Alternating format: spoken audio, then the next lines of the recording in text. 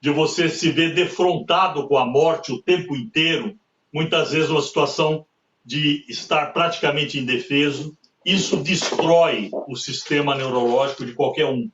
Então, eu realmente fiz um trabalho de reabilitação de estruturas neurológicas para que ele pudesse ser o melhor Pedrinho que ele pudesse ser, a melhor versão de si próprio que ele poderia ser depois de todas as barbaridades que ele passou na vida dele. Bom, gente, já faz quanto? Nossa, Frida, a gente já está aqui há mais de uma hora. Então, sim. E aí, a gente. Agora, vamos para encerrar, porque a pergunta acabou assim, como o Pedrinho sempre falava, dois faz tudo errado e no final dá tudo certo, né? A participação do Fredo não estava prevista, como não sabia se ia dar certo eu e o Jefferson fazermos a live de longe, ele, né, tá lá em Itaém, a gente tá viajando. Aí eu pensei nesse plano B do Fredo participar, e eu acho que foi uma participação fantástica, porque esclareceu muita coisa do ponto de vista médico, para quem acha que eu sou realmente doutora, sou doutora em letras, e para essas pessoas assim que me criticaram, porque eu tive uma relação que envolveu afeto, né? Afeto, gente, é tudo que nos afeta. Afeto não é envolvimento sexual amoroso apenas. É tudo aquilo que nos aperta, psicanaliticamente falando. Então, assim, foi muito bom essa participação do Fredo para esclarecer isso, para esclarecer, não que eu deva satisfação, mas, enfim, algumas pessoas que estavam perguntando, falando assim, inclusive, que a gente tinha se separado por causa do Pedro. Não, nunca teve nada a ver o Hugo com as alças. Sério que falaram isso? Meu Deus. Misericórdia. Pois é, falaram até isso, gente. Então, vocês não têm noção do quanto de absurdos que eu não compartilho tudo com ele. Apelidaram até você, né, Isa? Doutora Arlequina, né? Eu fiquei tipo, nossa. Eu gostei muito, tem muito a ver com a Arlequina, porque... Você acha que tem a ver com a Arlequina? A Isa é transgressão. Você parece com ela, Feição. Não é voz da tribo. Eu acho que a Isa nunca na vida dela foi voz da tribo. Ela não segue a voz da tribo. Ela transgride e encontra seu próprio caminho, suas próprias opções e passa por cima como um rolo compressor, quando necessário. Então ela é transgressora. É o lado coringa dela, é o lado arlequina. Isso te assusta? Isso assustaria. Esse tempinho com a Isa aqui, eu já me curei dos 3 traumas já. Eu vou administrando. E eu sei que nada como um dia depois do outro. E depois de 20 anos juntos, eu acho que eu já estou PhD e tendendo a prêmio Nobel em Isa, né? Então a gente... Pensa, sabe de nada, inocente. Isso. Então eu sei sempre retomar o fio da meada. E eu erro sempre com a Isa, eu já errei barbaramente, mas na vez seguinte eu tento errar melhor, né? Eu nem sempre consigo acertar depois de ter errado, mas eu tento errar melhor. Porque ao errar melhor, você já está criando novas vias neurológicas e novas opções e possibilidades.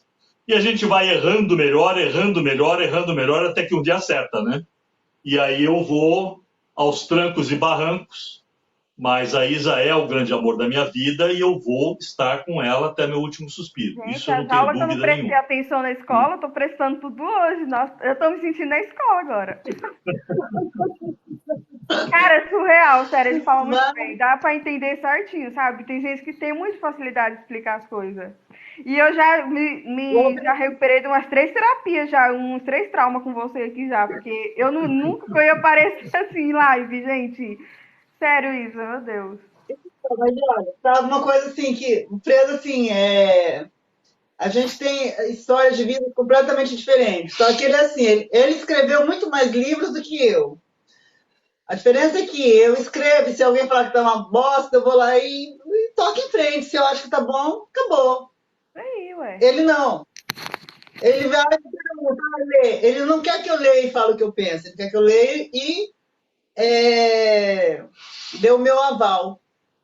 Então, com isso, ele deixa de contribuir com muita coisa, porque a gente não pode ter medo de errar, porque é errando que a gente acerta, né? É verdade. E quantos livros você já apagou todinho porque uma palavra que eu falei você não quis mais continuar? Verdade. Bom, como se diz no futebol, né? Só não perde pênalti quem não bate, né? É batendo pênalti que você perde pênalti e sai crucificado do estádio ou ganha o campeonato sozinho, né? Então não tem como, gente. Tem que bater pênalti, né? Senão você vai acabar sendo aqueles caras que só enche buraco e mais termina a vida no banco do que outra coisa. Você quer ser craque, você tem que bater pênalti e dar a cara para apanhar. E vai apanhar. E muito. E muito. Então não é mole ser craque, não. Tem que ter cara para levar porrada, porque vai levar muita. Pois então... o Pedro estava tão ansioso, né? Ele estava tão feliz, tadinho, que ele falava assim, assim que sair, eu vender meus livros, conseguir um dinheirinho, eu vou comprar uma chacrinha. Ele fez até um vídeo, assim, sabe, falando... Alfredo, do nosso projeto da chacrinha. É verdade, a gente tinha um projeto até de uma chacrinha terapêutica, né? Gente, sério, eu cuidando tô vendo assim os vídeos, cuidando de pessoas que vinham se recuperando de uma vida de medo, de violência, de absoluta falta de rumo, absoluta falta de valores, né? Porque há pessoas que não têm acesso a nada, não teve papai, não teve mamãe, não teve religião, não teve escola, não teve nada. Eles tiveram que aprender tudo por tentativa e erro. Como foi o meu caso, né? Tiveram que aprender na paulada, não teve outro jeito. E aí não tem como, você não pode desistir. Agora, se você tiver alguém que trilhou o caminho que você está trilhando agora, para te mostrar o caminho, você ganha anos de tentativas e erros. E você leva muito menos paulada. Mas lembrando uma coisa que é onde a gente sempre bate de frente. Trilhar o caminho não é fazer igual. Tá? Porque aquilo que é bom para mim pode não ser bom para você. No sentido, assim, de mostrar a tua vivência e naquilo que a tua vivência for contribuir para a vivência do outro, ok. Não tem que ser igual. E aí onde a gente volta à frase inicial da live, não se nasce mulher, torna-se mulher. E da Simone de Beauvoir. Por que a Simone de Beauvoir falou isso, Pedro, na sua opinião? Porque a Simone de Beauvoir tinha uma visão evolutiva e revolucionária do papel da mulher na sociedade. Não só na sociedade europeia, classe a qual ela estava imergida, mas em nível mundial, que as mulheres não poderiam simplesmente reproduzir o que suas mães e avós fizeram e achar que com isso elas seriam mulheres. Porque o mundo estava mudando, as necessidades estavam se tornando outras, os desafios eram crescentes. Então a mulher precisava se tornar uma mulher capaz de se adaptar a desafios e exigências que nunca aconteceram antes. Eu discordo. Tipo, ela não tinha apenas esse desafio. Ela tinha o desafio de ser ela mesma. Porque o próprio Sartre dizia, antes da essência tem a existência. Que Sim. vai de encontro com a psicanálise, né? Porque Sartre e Lacan não dialogavam. Com certeza. Mas o desafio maior era conseguir ser ela mesma e atender essas demandas da sociedade. E é aí que mora o perigo. Veja, há 100 anos, a sua avó ou bisavó, se ela fosse uma dona de casa mais ou menos, se fizesse ali um sexo papai e mamãe mais ou menos ainda e conseguisse dar conta de criar alguns filhos, ela já tinha cumprido o papel social dela totalmente.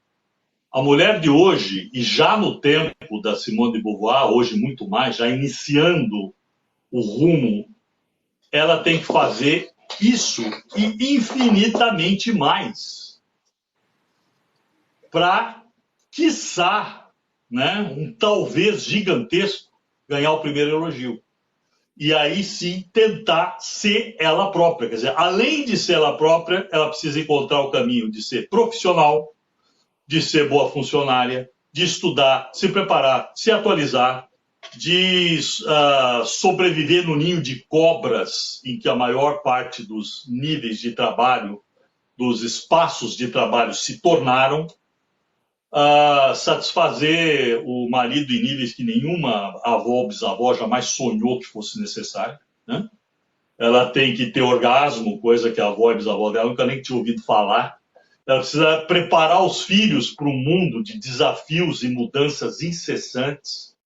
Então, a luta da mulher hoje para ser ela própria e para se fazer valer na sociedade, na família, no meio humano como mulher, é dantesca. A mulher hoje ela não consegue capaz de ser super mulher. É uma luta incrível. Então, quando uma mulher consegue se emancipar, consegue ser financeiramente independente, consegue ser uma mulher empoderada, uma mulher culta, diferenciada, excelente profissional, e em cima disso tudo, ainda encontrar o rumo dela, os valores dela, as coisas que ela ama, as coisas que ela prioriza, e por cima disso tudo, ainda ser esposa e mãe, e como esposa, entre parênteses, e amante, fecha parênteses, e mãe, meu Deus do céu. Impossível. Então, aí a gente linka com aquela frase do Lacan que a mulher não existe. Não existe essa mulher perfeita. Existem as mulheres. Né? Isso não tem nada de machista, gente. Isso tem a ver com humildade, de não querer ser a, né? Porque a mulher não existe. E muito mais assustador que a emancipação financeira de uma mulher é a emancipação afetiva e intelectual dela. O que os homens temem mais, Alfredo? Os homens temem que a mulher tenha opinião própria, que a mulher tenha a busca do caminho dela de realização, que quase nada inclui a ele, homem e marido. E que, até certo ponto, ela não o supere financeiramente, profissionalmente e socialmente. Nenhum homem gosta de ficar à sombra de uma mulher empoderada.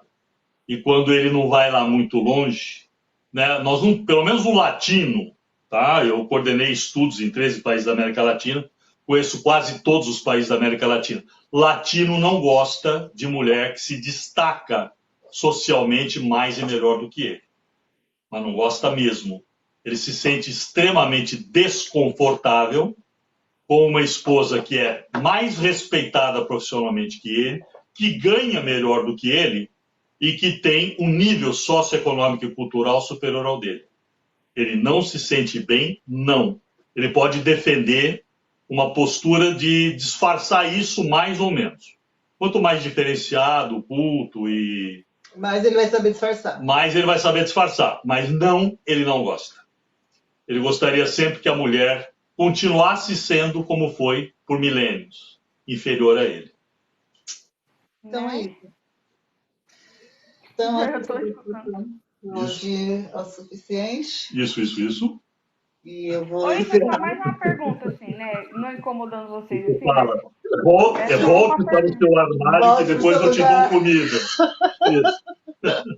Então, agora, a outra coisa que a gente ia falar, porque ele me critica muito porque eu sou feminista. Você acha que é tão terrível assim o feminismo? Veja, você ser feminista, ou mesmo neofeminista, não te obriga a ser uma figura arrogante, autoritária e potencialmente castradora, que se encontra num empoderamento falso, onde você acredita que você pode ditar regras para os homens ou fazer eles se sentirem inferiores. A ideia não é uma inversão de papéis totais, quer dizer, você passar... mudar o preconceito de polo. Você mudar o preconceito de polo, você passar de mulher passiva e submissa a uma mulher que obriga que o homem seja passivo e submisso. Isso é ridículo. E, por outro lado, houve no início, né, não por parte da Simone de Beauvoir, que era uma mulher da nobreza, né, uma mulher de uma beleza física deslumbrante, foi educada como uma princesa de uma família riquíssima e cultíssima. Não.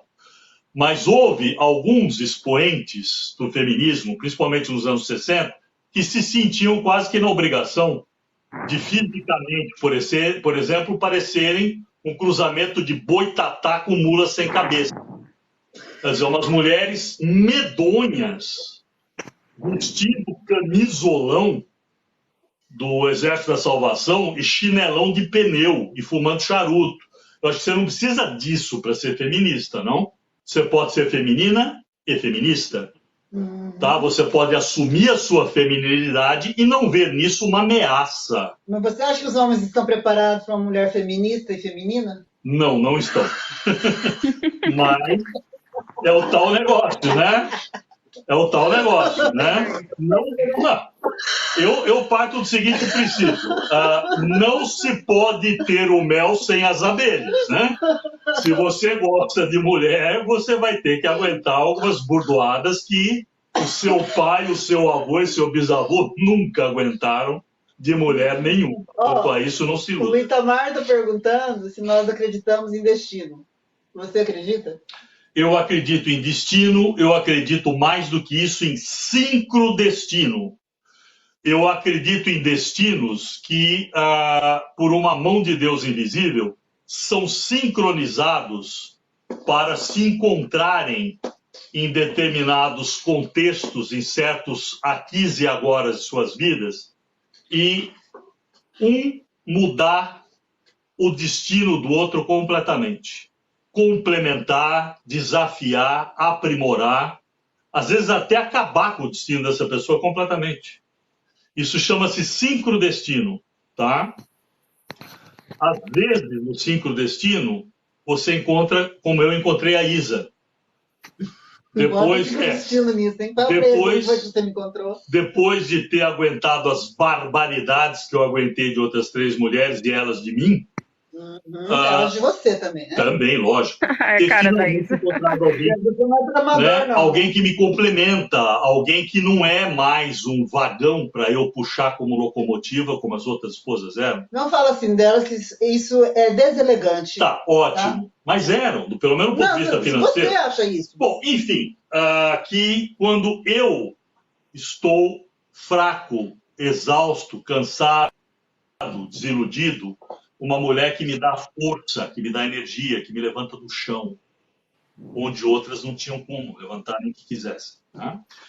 Por outro lado, às vezes você encontra um inimigo terrível, mas esse inimigo não te destrói. E se ele não te destrói, ele necessariamente te faz maior e melhor. Porque para sobreviver a ele, você precisou crescer. Então, o inimigo que não nos destrói, necessariamente nos faz mais fortes. Nietzsche já dizia isso. Né? Como disse Nietzsche.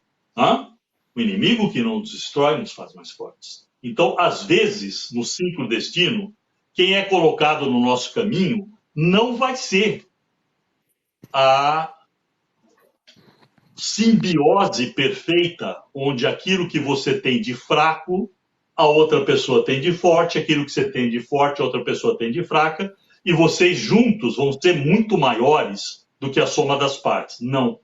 Às vezes é uma pessoa que entra para te destruir completamente. Um Hitler da vida, que entra para acabar contigo te mandando para um campo de concentração. E um dia você sai vivo desse campo de concentração e ganha um prêmio Nobel. Ou se torna um pianista famoso no mundo inteiro. Ou constrói uma Israel, não é mesmo? Constrói uma Israel. Israel foi construída por sobreviventes de campos de concentração e ninguém mais. E hoje é um país que é um dos melhores do mundo, não? Então, às vezes, um Hitler existe para que haja depois uma Israel. A gente tem que entender isso. Então, o destino não é uma coisa linear. É uma coisa que tem muitas derivações. E a gente viu isso também no filme do The Flash. Exatamente. Porque a nossa vida, ela evolui circularmente. ela não é uma linha reta. Você vai em várias direções ao mesmo tempo e outras pessoas e forças vêm de várias outras direções ao mesmo tempo, circularmente. Em algum ponto do círculo da vida, essas pessoas vão estabelecer um contato contigo. O seu caminho vai se cruzar com o caminho daquela pessoa. Se isso vai ser maravilhoso ou vai ser terrível, você não sabe. O que você sabe é que nunca mais o seu caminho vai ser o mesmo depois desse encontro. Então, fiquem com Deus. Vamos em frente. Cedo, gente, ainda. Eu já tô sem fôlego. E nada, mulher. Toma uma água aí. Bora pra live. Ô, Isa, só uma pergunta pra vocês dois, assim, que eu esqueci de perguntar. No começo, como é que foi pra vocês, assim, tipo, receber o Pedro, sabe? A primeira consulta, primeiro contato, né? Pelo passado dele, essas coisas assim. Geralmente, pô, fica meio... Nossa, ele foi uma pessoa que deu bastante trabalho, mas eu acredito que foi meio diferente com você. Eu acredito, sim, mas, né? Só você sabe explicar isso aí. Eu vou falar da minha parte, o Alfredo fala como ele se sentiu, tá? Eu vou falar o que aconteceu no dia, porque assim, quem me colocou em contato com o Pedro foi um amigo comum meu e do Alfredo, um médico também. Mas foi um contato online, né? Foi na pandemia que eu comecei as conversas com o Pedrinho, que ele era meu paciente, mas online. Aí nesses atendimentos surgiu a ideia do livro, ele quis que eu escrevesse o livro. Aí eu falei que só escreveria se eu o conhecesse pessoalmente. Aí levei essa ideia ao Alfredo. Ele concordou, difícil, né? Geralmente ele concorda. Mas o que você sentiu quando eu te levei essa ideia? Eu acredito que se você vai escrever uma biografia, você vai precisar conviver ao máximo com o biografado. Salvo se o biografado já estiver morto há milênios, né? Você pode querer escrever a biografia de Moisés, vai ficar meio difícil você conviver com ele, né? Mas se a pessoa que você vai escrever a história da vida dele está vivo, ele é a fonte das informações mais confiáveis daquilo que ele passou de bom, de ruim, de péssimo, de terrível, de maravilhoso da vida dele, e é ali que você tem que beber dessa fonte. Então, você não pode ficar alucinando ou complementando em cima de... Ou buscando em podcast, mostrando... Ou a pessoa... tem muita gente que pega meia dúzia de dados da vida de alguém e se acha no direito de escrever a história da vida dessa pessoa. E o Alfredo ele conheceu a seriedade do meu trabalho. Principalmente. Então, para fazer um trabalho superficial, cheio de suposições, pressuposições e encheção de linguiça para virar livro, para vender bastante, eu não concordaria desde o começo. Ou faz direito ou não faz. O biografado precisa conviver em nível de abertura e intimidade suficiente com o biógrafo ou biógrafa para que o livro tenha fidedignidade, para que ele seja confiável, para que ele tenha conteúdo baseado naquilo que de fato se passou. Não seja uma novela totalmente reeditada, onde você vai preenchendo os buracos com fatos imaginários que não se passaram na vida daquela pessoa. Isso não é uma biografia, isso é um romance. E... Você quer... Não, a minha parte já encerrei. Bom, então, gente, lembrando uma coisa, a minha proposta não foi escrever uma biografia documentária, né? Mas não sei se eu posso usar esse termo, né? Porque eu sou ultimamente execrada por muitas categorias, inclusive pelos próprios psicanalistas, né? Mas é uma biografia psicanalítica. Por quê? Porque existe uma diferença entre o real e a realidade. E para mim, o importante foi registrar o real, né? E o real é a realidade do Pedrinho. É sobre essa realidade que eu escrevo. Mas você já ouvia falar dele antes de conhecer ele e tudo mais? Você ouvia falar dele? Não, não tinha ouvido falar. Não? Não tem isso. Eu ouvi falar dele quando eu era muito criança, ainda que eu era o Pedrinho da Cartucheira. Eu tava medo de mim falando que o Pedrinho da Cartucheira ia me pegar. Vocês veem como que... que o Pedro falou de sincrodestino, né? Quando que eu ia imaginar que eu ia... Né? Gente, é surreal, né? É surreal. E agora esqueci o que eu estava falando. O que eu estava falando? Você estava falando do seu pai pondo o dedo em você, Não, mas antes no disso... Pedrinho da cartucheira, e vocês cruzarem o mundo de vocês tantos anos depois. Então, porque assim, para mim é importante, porque o que eu fiz? Eu fiz um levantamento depois, né, que eu me propus a escrever, eu assisti ao máximo de vídeos, eu vi que, assim, de podcast, reportagem, fui atrás de tudo que tinha nas redes sociais, então, todos os crimes que ele fala que cometeu, que está nas redes sociais, estão no livro.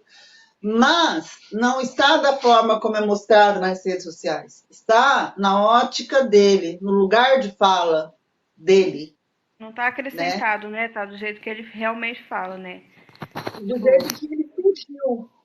Até no livro eu vi um pedacinho, ele falando da namorada que ele teve. Nossa, que não sei o que, apaixonei por ela. Tipo, o jeito dele falar tá escrito lá, né?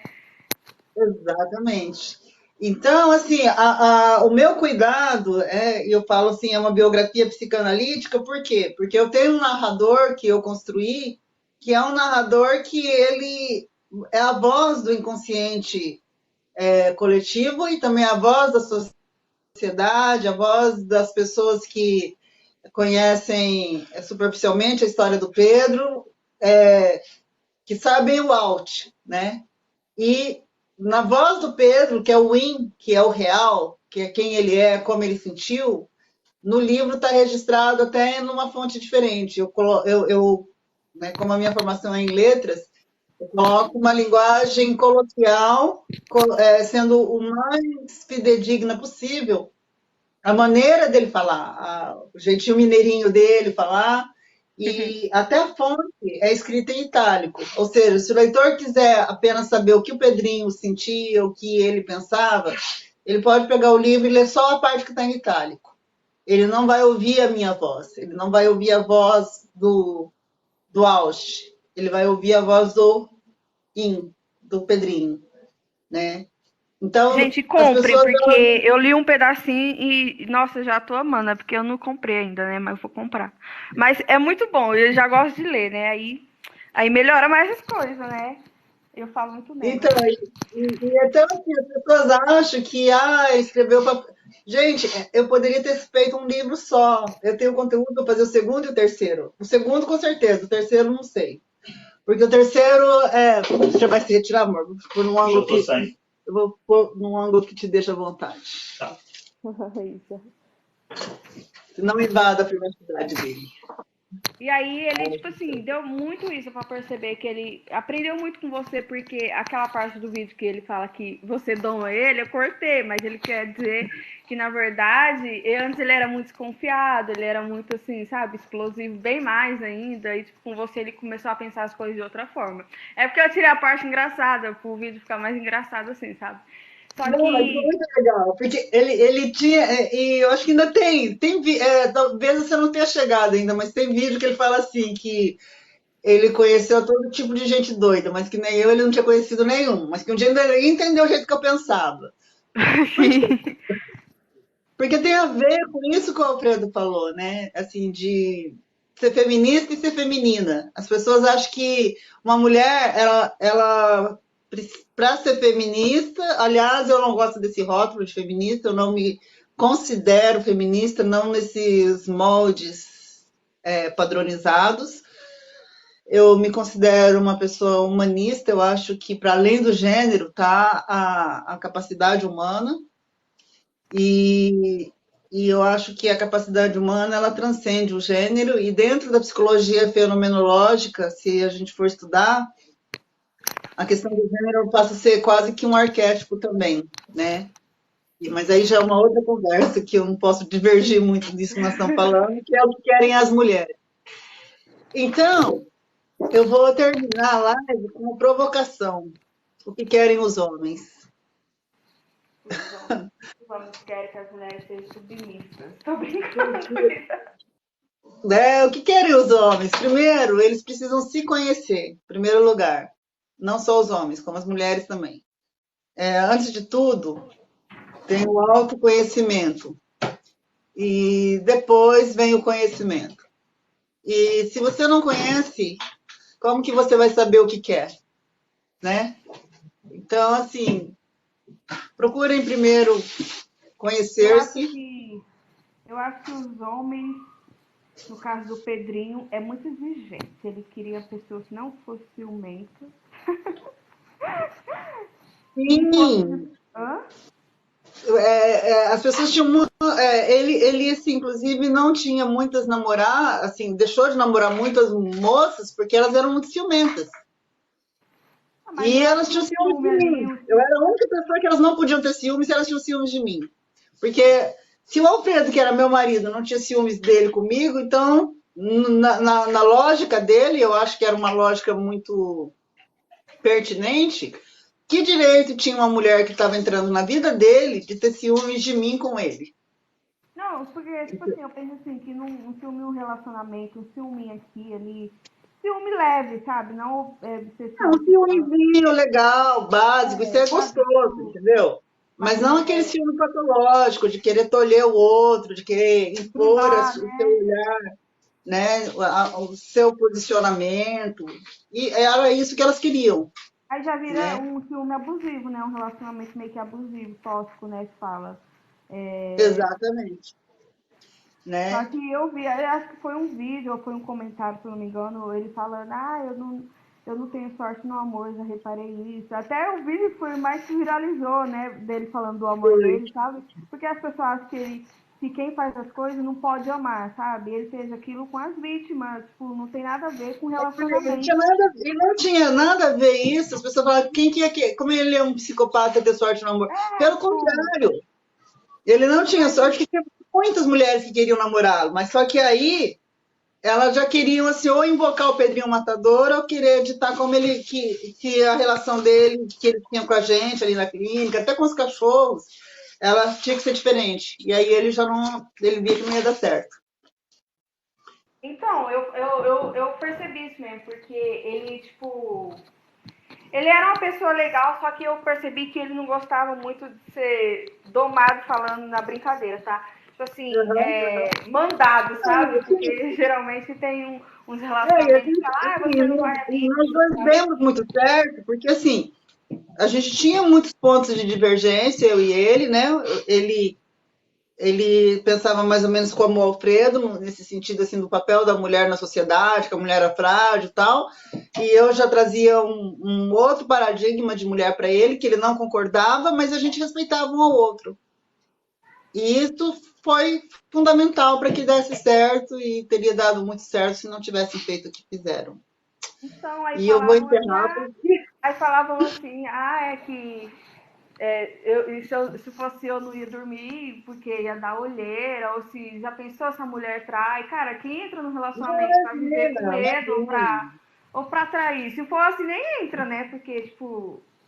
Exatamente. Isa, eu tô tomando seu tempo, né? Você tá com sono. Gente, eu fiquei muito feliz com a sua participação. Vou encerrar agora, porque eu tô cansada, o Preso tá cansado também. Desculpe alguma coisa e é isso aí. E quem tá assistindo a live aí, gente, vai lá no humor do Pedrinho, chega de ver notícia ruim, porque de ruim que já tem no mundo já não basta. Vai lá no canal vai lá, Pedrinho. Compartilha e vai no da Isa também, no do Pedrinho. E vai em tudo, porque é tudo família. Porque esse canal aqui, ele não só curtam, mas também compartilhem e sigam, pessoal, porque pra gente conseguir manter os projetos pra frente, né? Eu acabei de postar a foto dele com a gatinha dele lá, que o Jefferson falou assim que se eu fizesse era pra não ficar com a gatinha dele, não é? Ele não é nem louco. Como que ele vai oferecer no quilo dele? Não, ele falou assim, pega. É Luna, né? O nome dela lá. Eu falei,